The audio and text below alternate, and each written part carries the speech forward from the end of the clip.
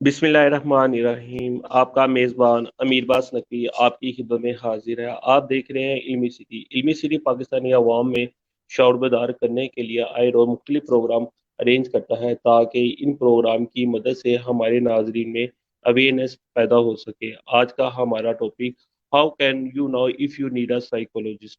हम कैसे जान सकते हैं कि हमें कब हमारी नफ्सियात की ज़रूरत है। इस टॉपिक पर बात करने के लिए आज हमने मोफिया मलिक को दावत दी है, जो कंसल्टेंट क्लिनिकल साइकोलॉजिस्ट है, सर्टिफाइड हिप्नोथेरेपिस्ट है, सीबीटी प्रैक्टिशनर है। Madam, welcome to university. Thank you so much.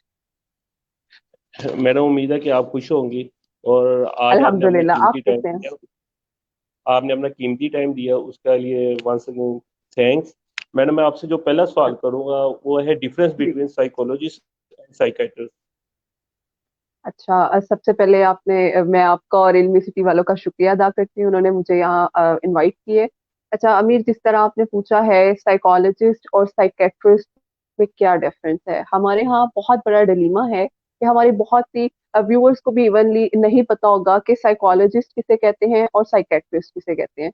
तो मैं सबसे पहले कॉन्सेप्ट क्लियर करना चाह रही हूँ। जो हमारे साइकेट्रिस्ट होते हैं, जिनके साथ डॉक्टर स्लोगन लगता है, उनमें ये होता है कि वो एमबीबीएस करते हैं। एमबीबीएस करने के बाद वो एफसीपीएस की स्पेशलाइजेशन करते हैं साइकेट्री में।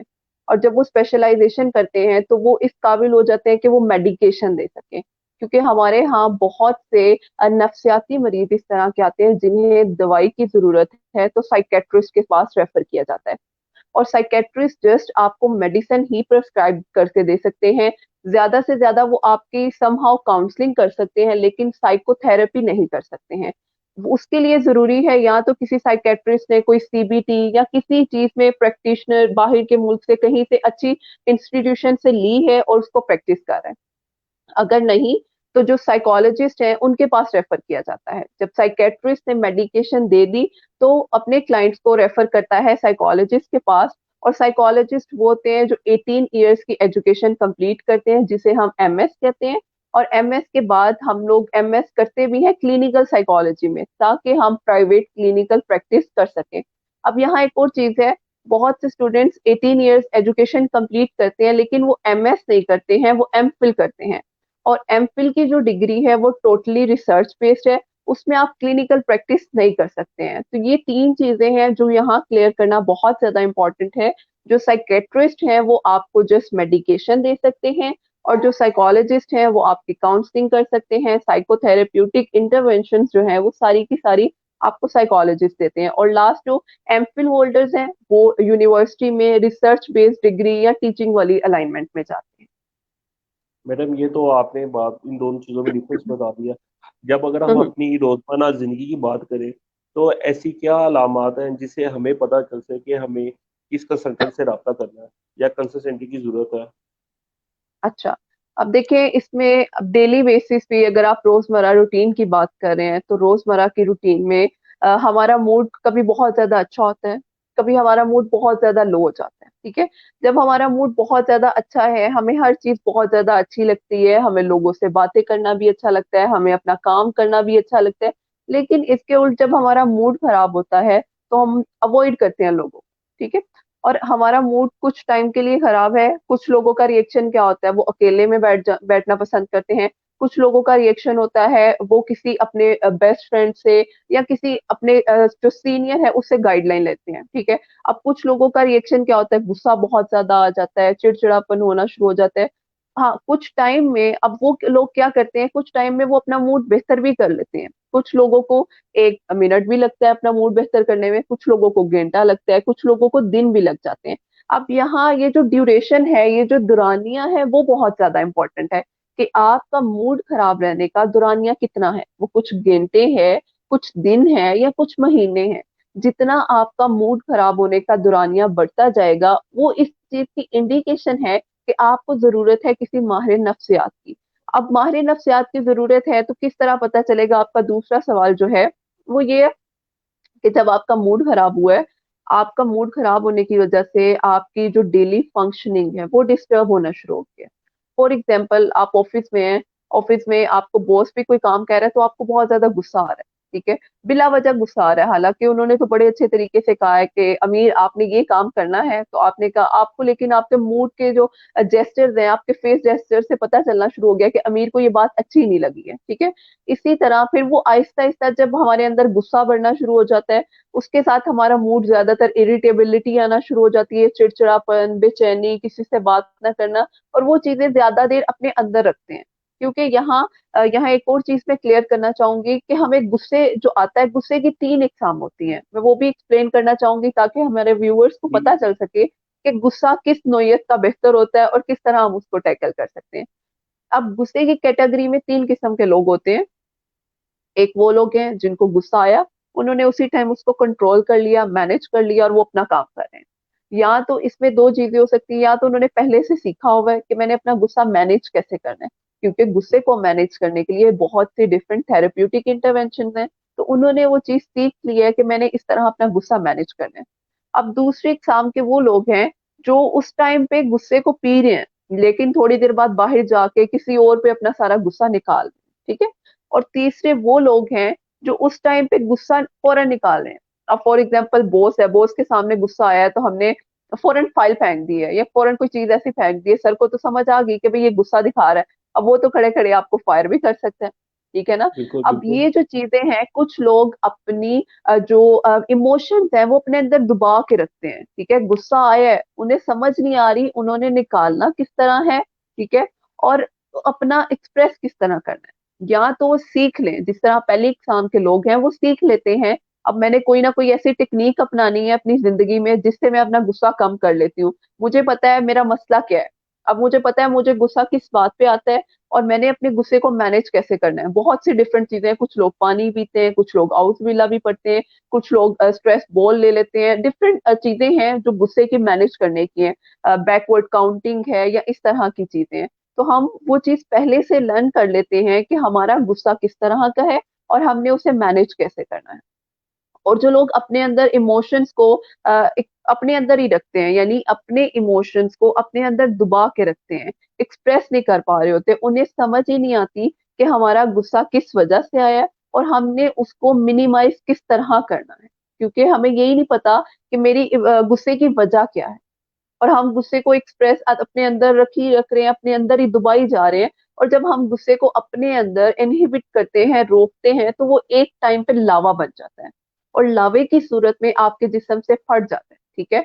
उसके नतीजे में बहुत से मुख्तलिफ इश्यूज हो सकते हैं, आपको फिजिकल सिम्टम्स भी आ सकते हैं। अब देखिए, गुस्सा बहुत ज्यादा आपकी बॉडी के अंदर रहा, आपने एक महीना नहीं, सॉरी, आपने एक हफ्ता गुस्से को कंट्रोल किया, आपने कुछ हफ्ते किया, बहुत से लोग कुछ महीने भी अपने गुस्से को कंट्रोल करते रहते हैं, लेकिन उन्हें समझ नहीं आता, अच्छे तरीके से कंट्रोल नहीं करते, बस जी चुप रहना है, बोलना नहीं है। जब इस तरह की चीज होती है तो वो गुस्सा उनके अंदर लावा बन जाता है, और लावा एक ही दफा, आप लोगों को पता है, एक ही दफा फटता है फिर। और जिस तरह वो लावा फटता है तो वो आपको फिजिकल बहुत ज्यादा सिम्टम्स देता है। फॉर एग्जाम्पल, कुछ लोगों का बीपी भी शूट कर जाता है, ठीक है। कुछ लोगों का गुस्से की वजह से हाइपर टेंशन, हार्ट के इश्यूज भी आना शुरू हो जाते हैं, जो कि बहुत सिवियरिटी की तरफ भी लीड करते हैं। फॉर इंस्टेंस, बहुत ज्यादा गुस्सा अपने अंदर रखा हुआ था, जब लावा फटा तो वो हार्ट अटैक की तरफ भी चला गया। लेकिन हमें समझ ही नहीं आया, जब हमारा गुस्सा इतना सा था, छोटे से लेवल पे था, कि हम उसको मैनेज कर लें, लेकिन हम मैनेज नहीं कर पाए। तो जब हम मैनेज नहीं कर पाते हैं तो क्या होता है, वो गुस्सा हमारे अंदर इग्रेशन की फॉर्म में जमा होता रहता है, और एट लास्ट लावा बन के जो है वो बाहर निकलता है, जिसकी वजह से हमारे जिस्म में मुख्तलिफ तब्दीलियां आना शुरू हो जाती हैं। तो यहाँ ये चीज बहुत ज्यादा इम्पोर्टेंट है कि हम समझ सके हमने अपने गुस्से को मैनेज किस तरह करना है। क्योंकि अगर आपको यही नहीं पता, हम रोजमर्रा की रूटीन में देखें, हम रोजमर्रा की रूटीन में अपने ऑफिस जाते हैं, इवन जो हाउस वाइफ्स हैं, उन्होंने अपने घर को डील करना होता है, तो गुस्सा आ ही जाता है। तो हमें बहुत जरूरी है इस चीज को सीखना कि हम अपने बिहेवियर को, हम अपने एंगर बिहेवियर को किस तरह मिनिमाइज कर सकते हैं, और किस तरह अपने बिहेवियर को अच्छे तरीके से लेकर चल सकते हैं। और मुझे लगता है हमारे होस्ट के जो है वो इंटरनेट कनेक्शन या कोई इशू है, जिसकी वजह से वो यहाँ से कट ऑफ हो चुके हुए हैं। तो हम फर्दर बात करते हैं कि अगर हमें इमोशनल प्रॉब्लम्स होना शुरू हो जाए, ठीक है।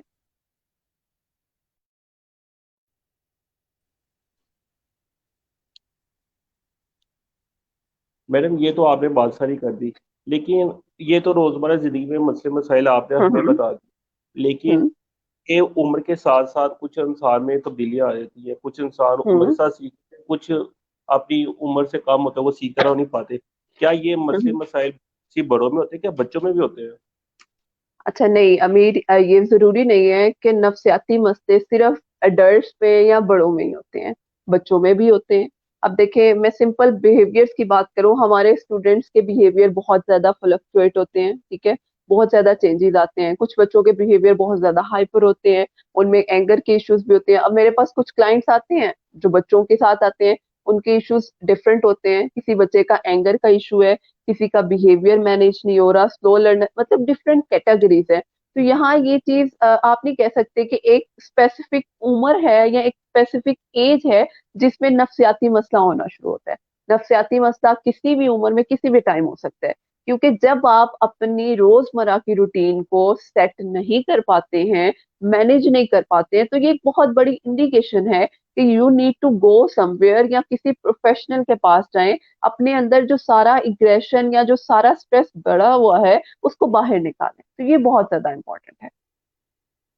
मैडम ये तो हो गया, आपने उम्र के हिसाब से बता दिया। अगर हम अपनी हम्म। जज्बाती अमूर के बारे में बात करें, तो हमें कैसे हम्म। पता चलेगा कि हमें कंसल्टेंट से रब्ता करना चाहिए, किसी डॉक्टर हम्म। से जाना अच्छा अमीर, इसमें देखें जब हमें इमोशनल होते हैं, जब हम जज्बाती होते हैं, तो हमारे अंदर बहुत से डिफरेंट हॉर्मोन्स रिलीज होते हैं, ठीक है। हमें एक टेंशन मिली, उसकी वजह से हमारे फिजिकल सिम्टम्स भी आना शुरू हो जाते हैं, हमें स्वेटिंग होती है, हमारा हार्ट रेट भी ज्यादा होना शुरू हो जाता है। और स्पेशली जब हम इमोशनल होते हैं ना, तो हर नेगेटिव बात हमारे ज़हन में ऑटोमेटिकली आती है, उसके लिए जी ये किसी का आपको पिन पॉइंट करना जरूरी हम्म, नहीं है। तो जब हमारे अंदर नेगेटिव थॉट्स आना शुरू हो जाती हैं, तो फिर हमें वो सारी की सारी जो मनफी सोचें हैं वो सही लगना शुरू हो जाती हैं। हम फिर ये नहीं सोचते हैं कि नहीं ये तो वक्त ऐसा है, मैं खुद जज्बाती हुई हूँ तो मैं इस चीज को ज्यादा महसूस कर रही हूँ। हम फिर कहते हैं नहीं ये बात बिल्कुल सही है, अगले ने मुझे ऐसे ही कहा था। तो हम उस चीज को इतना नेगेटिव लेते हैं, तो ये नेगेटिव सोचे जो हैं ये हमारे अंदर फिर कोई मनफी कोई पॉजिटिव बात आने ही नहीं देती है, जिसकी वजह से हमारा इमोशनल प्रॉब्लम्स, जज्बाती जो मसले हैं वो बढ़ जाते हैं। और इसमें ये भी होता है कि ये कैफियत इतनी बढ़ जाती है कि हमें हमारी जो रोजमर्रा की रूटीन है वो डिस्टर्ब होना शुरू हो जाती है। हम अपने जो रोजमर्रा के काम हैं उनको दिल लगा के सही तरह नहीं कर पाते हैं। तो ये बहुत बड़ी इंडिकेशन है कि जब आपका कोई काम सही तरीके से मैनेज नहीं हो रहा, आपके इमोशनल प्रॉब्लम्स इतने ज्यादा बढ़ गए हैं, तो आपको किसी प्रोफेशनल की जरूरत है। आप माहिर नफ्सियात से कंसल्ट करके अपने इशू को रिसोल्व कर सकते हैं। मैडम ये तो बात होगी। अगर हम अपनी जिंदगी का अगर स्टडी करें, अगर हम अपने घर हम्म। में भी देखें, तो बेशुमार लड़के या लड़कियां ऐसे होते हैं जिनकी शादी की तारीख तय हो चुकी होती है, लेकिन हम्म। आई टाइम पे किसी वजूहत की वजह से शादी लेट हो गई। तो उस हम्म। दौरान कई लोगों को बेशुमार ऐसे मसले मसाइल का सामना करना पड़ता है।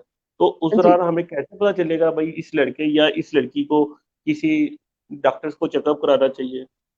अच्छा अब देखें, एक एग्जाम्पल ही आपने लिए है, बहुत अच्छी एग्जाम्पल है। फर्स्ट ऑफ ऑल, अब किसी की रिश्ता तय हुए है, ठीक है, हमारे यहाँ बच्चे हैं या बच्ची हैं, वो बहुत ज्यादा एक्साइटेड होते हैं, बहुत जो इनकी पसंद की हो रही होती है, इवन अरेंज भी होती है, लोग एक्साइटेड होते हैं, शादी हो रही है। अब जिस तरह पेंडेमिक आ गया, कोरोना आ गया, बहुत सी लोगों की शादियां डिले हुई। अब इसमें दो कंडीशन है। एक, बच्चे को किसी बड़े ने या उसकी फैमिली में कोई इस तरह का बंदा है जो उसे अच्छे तरीके से काउंसल कर रहा है कि भाई ये एक इन्वायरमेंटल प्रॉब्लम आई है, जिसकी वजह से हम इन चीजों को इस तरह मैनेज करेंगे, या हम कुछ इस तरह की स्ट्रेटजीज बना लेते हैं कि हम इस चीज को कैसे बेहतर बना सकते हैं, ठीक है। अगर ये तो चीज होगी, वो बच्चा या बच्ची समझ गया है, वो अपने प्रॉब्लम्स को ज्यादा अपने ऊपर हावी नहीं कर रहा है, ठीक है। दूसरी कंडीशन ये हो सकती है, हम एक चीज वो होना शुरू हो जाता है, हम हर चीज को ओवर जनरलाइज करते हैं। अब पेंडेमिक आ गया, मुझे पता था मेरी शादी में ऐसे ही होना है, मेरी शादी में हर तरह से रुकावटें आनी है, लोगों ने पहले ही कहा था ये तो है ही मनूस, ये अपने काम को ये अच्छा कर ही नहीं सकती, ठीक है। फिर हाँ हमारे अंदर ऐसा सारी नेगेटिव नेगेटिव सोचें आती हैं कि वो किसी बड़े ने पहले कहा था कि इनकी शादी से एंड मसला होना है, लाइक इस तरह ये की आपकी हमारे बात बड़ों है। की। और वही चीज फिर वो बच्चे या बच्चियां उस चीज को अपने माइंड पे बहुत ज्यादा ले लेते हैं, ठीक है। उन्हें वहां कोई गाइड नहीं करता, वो फिर वहां ये वर्ड यूज किया जाता है, ये ड्रामे करती है, ठीक है, या ये लड़का ड्रामे कर रहा है या ये लड़की ड्रामे कर रही है। ये बस इसी तरह अपने आप को ना कि इसकी शादी जल्दी हो जाए। लेकिन उस टाइम पे जब एक बच्चे में इमोशनल चेंजेस, फिजिकल और साइकोलॉजिकली वो डिस्टर्ब हो रहा है, उसको गुस्सा आना शुरू हो गया है, उसका दिल ही नहीं लग रहा, हालांकि खुशी की चीज है लेकिन उसमें वो खुश नहीं रह पा रहा, कोशिश वो बिल्कुल कर रहा है ठीक है। लेकिन उससे मैनेज नहीं हो पा रहा, तो वहां ये चीज इंडिकेशन है कि उसकी प्रॉपर काउंसलिंग करवानी चाहिए। और इवन यहाँ एक और चीज मैं ऐड करती जाऊं, बहुत इंपॉर्टेंट, वो ये है कि हमारे यहाँ शादी से पहले बच्ची हो या बच्चा हो, उसकी उसको साइको एजुकेट नहीं किया जाता है, ठीक है, हम्म, जो कि बहुत बड़ा ट्रिगरिंग फैक्टर है कि शादी के बाद लड़की है लड़का है, उसे बहुत से, स्पेशली अगर मैं लड़कियों की बात करूं तो उन्हें बहुत से मसले पेश आते हैं इन लॉज में जाके, ठीक है, उन्हें नहीं समझ आता किस तरह हमने मैनेज करना, क्योंकि हमारे यहाँ बड़े सिर्फ ये समझाते हैं खिदमत करनी है और दूसरों की बात माननी है, अपनी बात ही किसी के सामने बोलनी, चुप करके रहना है, या इस तरह कि एक बच्चे को पहले ही डरा दिया गया है कि तुमने इस तरह रहना है, चुप रहना है, अगर कोई गलत बात भी हो रही है तुमने कुछ नहीं कहना। हम्म, तो ये तरीका नहीं है।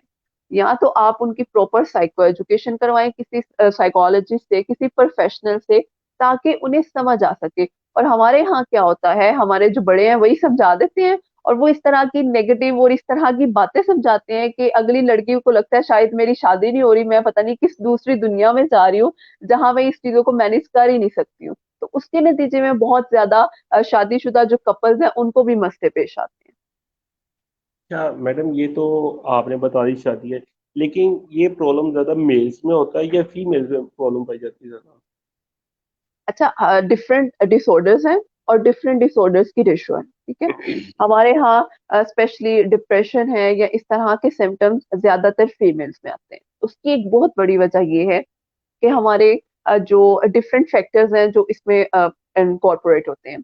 अब वो लेडीज सारा दिन घर में रहती हैं, ठीक है, उनके पास कोई और एक्टिविटी नहीं है, उन्होंने घर में काम करना है, बच्चों को मैनेज करना है, ठीक है, और सारे काम अपने लेकर चलने हैं, और उनके पास अपने लिए खुद के लिए वक्त नहीं है, ठीक है। और रात को भी शोहर आ गया, उसको खाना दिया, वो अपना टाइम वो पूरा हो गया। अब उनका जो डिप्रेशन है या उनके जो इस तरह के सिम्टम्स है, उन्हें समझ नहीं आता वो कौन सी ऐसी एक्टिविटी अपनी जिंदगी में अपनाए, कौन सी ऐसी सरगर्मी करे जहां वो अपना ये गुस्सा और अपनी ये टेंशन निकाल सके, ठीक है। अब मेल्स में भी होता है, ये नहीं मैं कह रही, लेकिन मेल्स में रेशो थोड़ा सा कम होता है क्योंकि वो घर से बाहर रहते हैं, कुछ कुछ उनका माहौल चेंज होता है, तो उसकी वजह से उनकी ये जो सिम्टम्स हैं वो थोड़े मिनिमाइज हो जाते हैं। तो इसलिए ज्यादातर इस तरह के रेशोज जो है वो फीमेल्स में देखने को मिलते हैं। मैडम, ये तो आपने बड़ी एक अच्छी मिसाल पेश की कि आदमी जो घर से बाहर जाता है वो अपनी टेंशन रिलीज कर लेता है, लेकिन बिल्कुल। जो खवातीन जॉब कर रही हैं, मैं हम्म। ऐसी बेशुमार खवातीन को जानता हूँ जिनमें ऐसा मसला है, और वो जॉब भी हम्म। कर रही हैं, लेकिन उन्हें किसी न किसी डॉक्टर से वो रजू करना पड़ता है उन्हें। जी। अच्छा, उसमें पता है क्या चीज है अमीर, वो लोग अपने आप को मैनेज नहीं कर पाते हैं, ठीक है, उन्हें लगता है कि घर एक बहुत बड़ी जिम्मेदारी है और जॉब भी हमारे ऊपर जिम्मेदारी है, ठीक है। हालांकि उन्हें यहाँ ये डिफरेंशिएट करना नहीं आता कि जॉब अगर कर रहे हैं हम पैशन में कर रहे हैं या हम किसी जिम्मेदारी की वजह से कर रहे हैं, ठीक है। हम्म, अब उनके जब उनसे टाइम अपना मैनेज नहीं ना होता, तो वो चीजें आहिस्ता आहिस्ता, आप देखें उसने सोचा है सुबह उठना है, सुबह 6 बजे मैंने उठना है, अब बच्चों का खाना नाश्ता देना है, ऑफिस जाना है, घर आके फिर खाना बनाना है, अपने लिए उन्हें टाइम नहीं मिल रहा।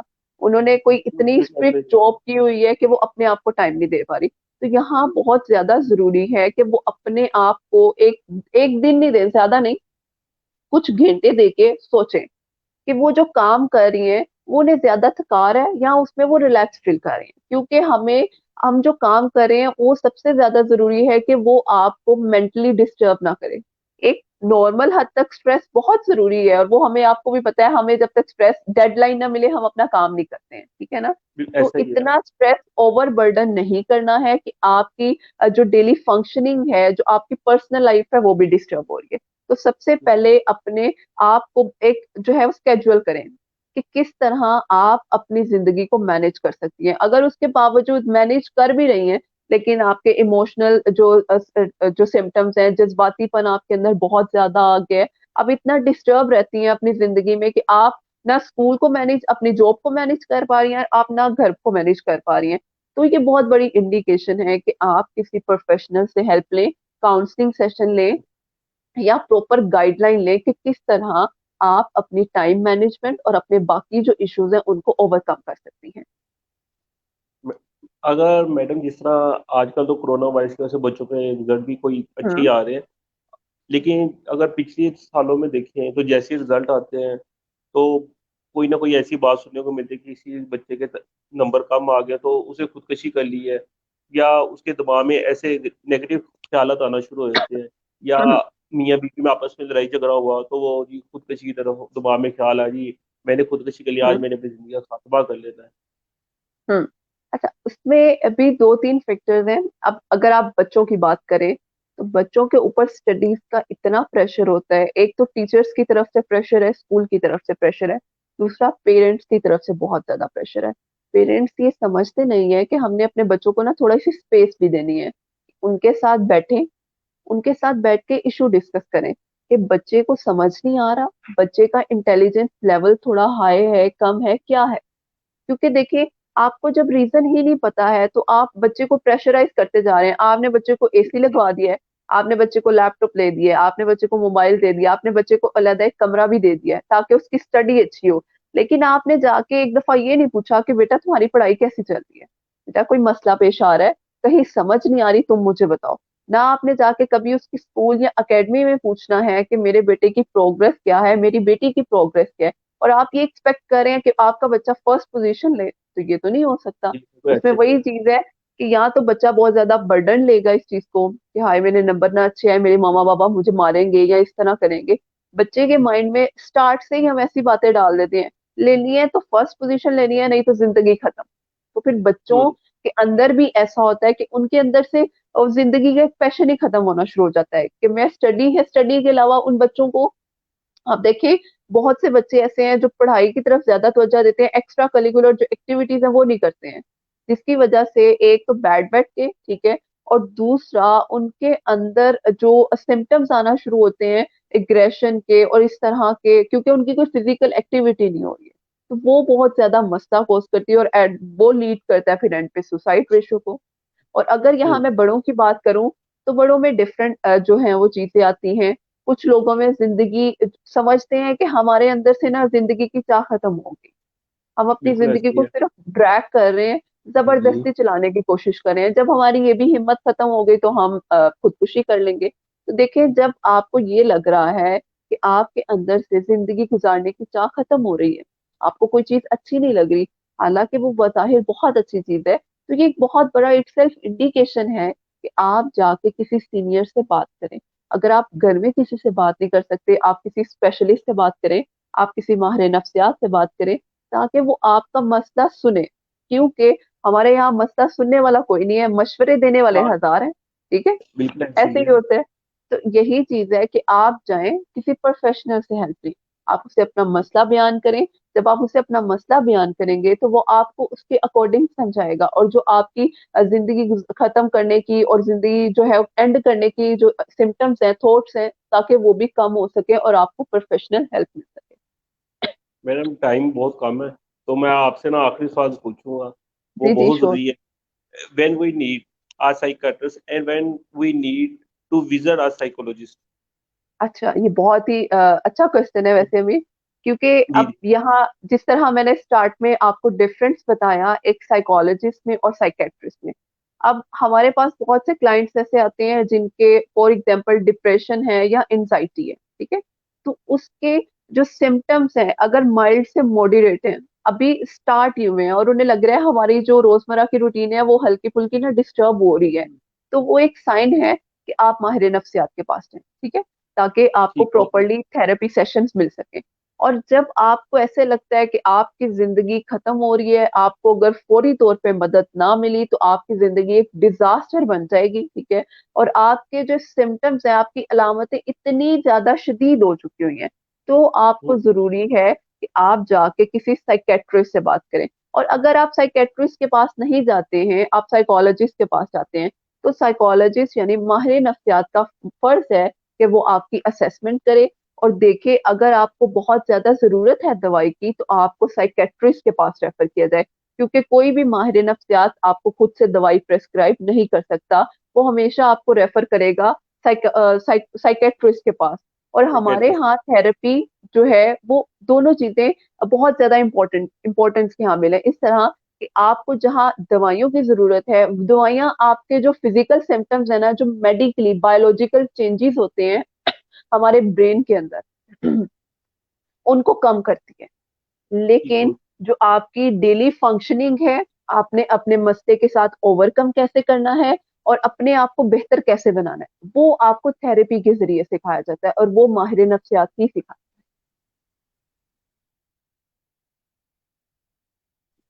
जी।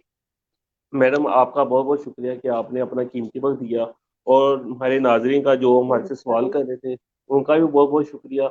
और आपने जो अपने पर्सनल एक होते हैं चीज़ें शेयर की हैं, अपनी जी। तमाम इंफॉर्मेशन जो आपने इतना पढ़ा लिख के आई हैं, और आपने अपने तमाम चीज़ें हमारे से शेयर की हैं, वंस अगेन आपका थैंक्स। इसके साथ ही मैं अपने नाजरीन से और मैडम आपसे भी इजाज़त दूंगा। अल्लाह हाफिज़। आ, अ, अमीर, यहाँ मेरा एक चीज है कि कुछ लोगों जी। के क्वेश्चन है, मैं चाहती हूँ आप वो क्वेश्चन भी लें। मैडम इस पे ना एक क्वेश्चन जो आया था वो सबसे इम्पोर्टेंट था। उसमें था कि हम्म। ये जो बच्चों को माँ बाप खुद डराते हैं, धमकाते हैं, या छोटे बच्चों को कहते हैं कि अगर आपने ऐसा किया तो आपको मैं रूम में बंद कर दूंगी, या किसी अंधेरे कमरे में माँ बाप को बच्चे बंद कर देते हैं, पेरेंट्स बंद करते हैं अपने बच्चों को। हम्म। तो उससे बच्चों की ज़हनी जो नशोनुमा होती है उस पर असर और उन पे नफ्सियात के मसाइल ही पैदा होना शुरू होते हैं। बिल्कुल होते हैं वो, देखे ना, इसी तरह है कि आप बच्चे को अच्छे तरीके से गाइड नहीं कर रहे। आपने स्टार्ट से बच्चे का जो ग्रो अप है वो बहुत ऐसे गुस्से वाले माहौल में किया है, ऐसे टेंशन वाले माहौल में किया है कि वो उस चीज से लर्न करके अब वो हम्म। बदतमीजी कर रहा है या मिसबिहेव कर रहा है, तो आप क्या करें, आप उसे बंद कमरे में बंद करें। बजाय आप इस तरह के एक्ट करें, आप क्या करें, उसे प्यार से बिठाएं, प्यार से अच्छे तरीके से करें। अगर आपसे नहीं हो रहा तो आप किसी से पूछ लें। बजाय ये जो आप बता रहे हैं फिजिकल अब्यूज में आ जाएगा, आप बच्चे को बंद कर रहे हैं या मार रहे हैं तो उसके अंदर जहनी अलामतें बहुत ज्यादा आना शुरू हो जाएंगी। इसी तरह मैडम एक मेरे फैमिली मेंबर है, उसके पेरेंट्स हम्म। ना बचपन में अपने बेटे को वॉशरूम में बंद कर दिया किसी गलती की हम्म। वजह से। आज तक वो बच्चा मैट्रिक क्लास में हो गया है, लेकिन वो फिर भी हम्म। अकेला वॉशरूम में जाते हुए डरता भी था। वो इसी वजह से ना कि आपने स्टार्ट से ही उस बच्चे का बिहेवियर इस तरह का रखा हुआ है कि वो अब उसने लर्न कर लिया है, अब वो हर चीज में डरता है। अब इसी तरह यहाँ अमीर एक क्वेश्चन था जो मैंने पढ़ा था, वो ये था, नई मंजुम ने पूछा था, मैम उस पे क्या करना चाहिए जो खुद कहते हैं कि मैं बीमार हूँ बट मेडिसिन भी खाता हूँ बट फर्क नहीं पड़ता, इसका क्या सोल्यूशन है। तो नई, हम्म। इसमें डिफरेंट चीजें हैं। इसमें इस तरह है कि देखिए, या तो उसको कोई और इशू नहीं होगा, ठीक है, मेडिसिन खा रहा है लेकिन उसे लग रहा है उसे फर्क नहीं पड़ रहा, तो उसका जो नफ्सियाती तर्ज अमल है वो इस तरह बन गया है कि मुझे फर्क पड़ना ही नहीं है। तो उसको प्रॉपर जरूरत है कंसल्टेंसी की, आप उसकी प्रॉपर असेसमेंट करवाएं ताकि हमें पता चले उसका इशू क्या है, ठीक है। अगर मेडिकली है तो हम उस तरफ प्रेस्क्राइब करते हैं, अगर काउंसलिंग से ये चीज बेहतर हो सकती है तो हम उस चीज से भी जो है वो डिस्कस करते हैं, ठीक है। अच्छा, दूसरा फयाज का क्वेश्चन है, डिप्रेशन क्यों होता है। अब मैं इसका, डिप्रेशन डिफरेंट सिचुएशंस होती है, जरूरी नहीं है कि उसकी कोई एक स्पेसिफिक रीजन हो। यार इसमें डिफरेंट फैक्टर्स हैं, आपके इन्वायरमेंटल भी हो सकते हैं, आपके फैमिली इश्यूज भी हो सकते हैं, रिलेशनशिप प्रॉब्लम्स भी हैं। इसमें क्राइटेरिया बहुत ज्यादा इंपॉर्टेंट होता है, ऐसे ही है। क्योंकि जब तक आपको डिप्रेशन का क्राइटेरिया ही नहीं पता कितने महीने में या क्या क्या अलामतें आनी हैं, तब आप उसको डायग्नोस नहीं कर सकते। तो डिप्रेशन में आपकी माहौल, आपकी पर्सनल लाइफ, आपकी फैमिली, ये सारी चीजें बहुत ज्यादा मैटर करती हैं। अच्छा जी, नेक्स्ट क्वेश्चन मैडम है नाइम। जी जी अमीर, आप बोले। नहीं नहीं, आप वो भैया का जवाब दे लें पहले। जी, नईम का क्वेश्चन है, मैं सॉरी, और डिप्रेशन को खत्म कैसे किया जा सकता है। ऐसा फॉल होता है कि मुझे ये बीमारी है, ये बीमारी है और जोड़ों में आवाजें आती हैं। और अच्छा, डिप्रेशन का इलाज, नईम, दो चीजें इसमें भी, अगर बहुत ज्यादा स्वेयर है या माइल्ड है। अगर तो डिप्रेशन आपका प्रॉपर डायग्नोसिस हुआ है, माइल्ड से मॉडरेट है, तो उसमें आपको साइकोथेरेपी बहुत अच्छे तरीके से ट्रीट कर सकती है। उसमें हमारे 12 सेशंस होते हैं, और 12 सेशंस में हम आपको इस तरह सिखाते हैं कि आपने अपना बिहेवियर किस तरह बेहतर करना है। कुछ होमवर्क टास्क दिए जाते हैं ताकि आप उन टास्क को कंप्लीट कर सकें। और अगर बहुत ज्यादा स्वेयर हो चुका हुआ है आपका डिप्रेशन, उसमें मेडिकेशन बहुत ज्यादा जरूरी है। जब तक आप दवाई नहीं लेंगे तब तक आप पे थेरेपी का असर भी नहीं होगा। मैडम थैंक यू, आपने अपना कीमती वक्त दिया और हमारे नाजरीन को भी आपने तमाम के जवाब दिए।